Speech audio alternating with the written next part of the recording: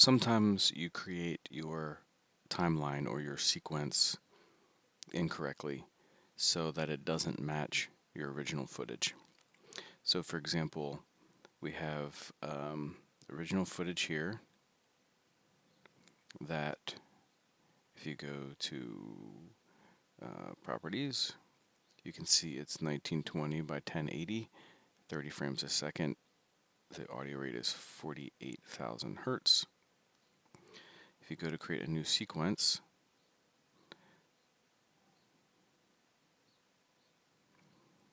here we have DV-NTSC, which is 720 by 480.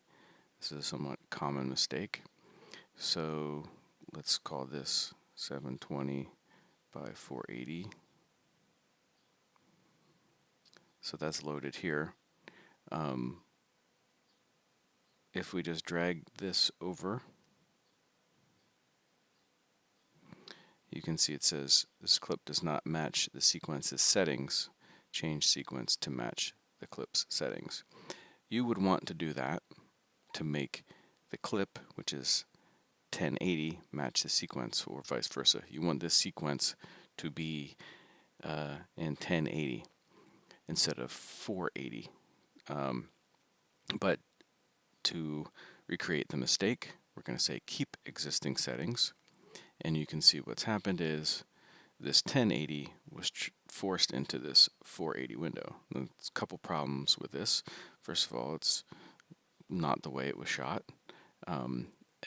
Secondly, this is a 4 by 3 ratio, and this is a 16 by 9 ratio. So this is, an HD widescreen, some people would call it. This is what we used to call standard definition. So that's a problem. So what happens though is some people edit their entire sequence in this mode, and then they export it and they submit it, and it's completely wrong. It's not 16 by 9, and everything's too large. So the way you fix it is I would duplicate your sequence just in case you screw anything up. So this is the copy. So you can open the copy, and what you can do is go Control or right click, go to sequence settings, and you can change all of this.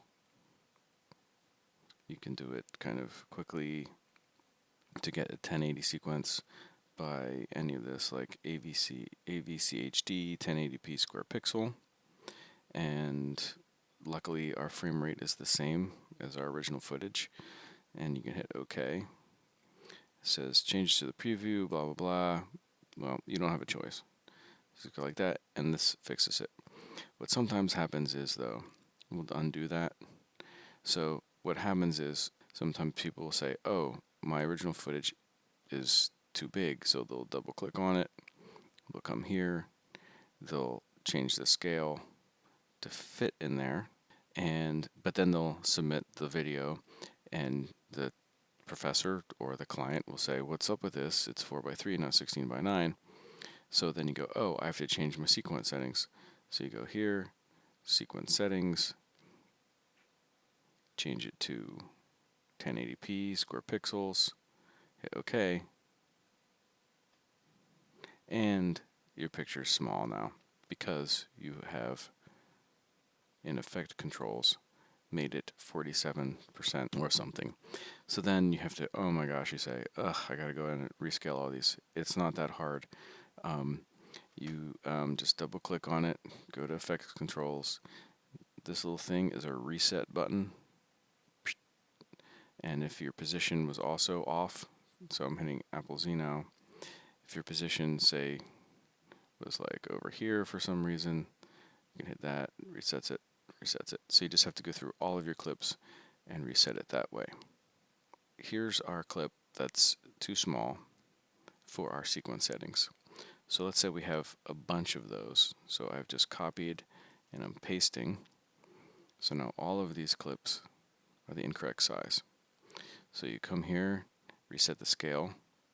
You could do that to all of these. Click here, reset, etc. But the easier way is you click the clip that is correct, you hit copy, and then you select all the clips that need to be fixed, and you right click on them, and you go to paste attributes, and you go to motion, and you're going, what that does is applies the same motion effect on all of your other clips. So all of these have been reset to 100. So we're going to undo that. Alternatively, instead of copying the attributes from this clip and pasting them to here, you could just select all of these, right click, go to remove attributes, and go to motion, and that will get rid of the small scale. So once again, so this is too small. If we right click, go to remove attributes, get rid of the motion, now it scales it to 100% where it's supposed to be.